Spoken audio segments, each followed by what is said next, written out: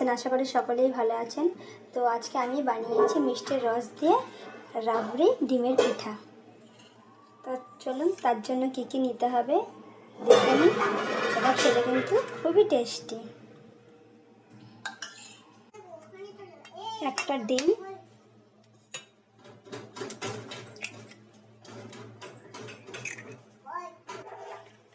অল্প মিষ্টির রস, মিষ্টিটা আপনারা আপনাদের হিসাবে নেবেন। এইভাবে আমি 4 চামচ ছেঁকে নিয়েছি।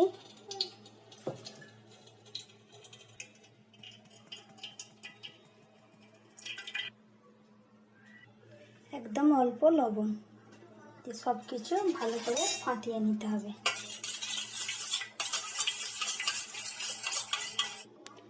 আর 1 বাটি ময়দা, এটা অল্প অল্প করে দিয়ে এভাবে মিক্স করতে হবে। একবারে সব দেবেন না, দিলে কিন্তু ভালো করে গাঁঠলি থেকে যাবে, একদম ডেলা ডেলা।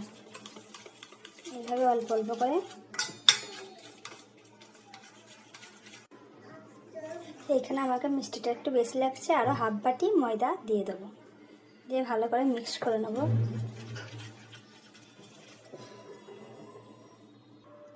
দিয়ে দেবো অল্প দুধ, কারণ আমাকে একটু ঘন লাগছিল। এটা একটু হালকা, বেশি ঘনও নয়, বেশি একদম খুব পাতলাও নয়, মিডিয়াম থাকবে ব্যাটারটা। এইভাবে ভালো করে মিক্স করে নিতে হবে। একদম অল্প বেকিং, আমার মিষ্টির রসটাই ছিল হলুদ কালার, যেহেতু কমলা ভোগের ওইটা রস ছিল। তো আপনাদের যদি মিষ্টির রসটা সাদা হয় তো অল্প হলুদ কালার জাফরান মিক্স করে এতে দিয়ে দেবেন। এইভাবে একটু হালকা হলুদ রঙের হবে। ভালো করে সব মিক্স করে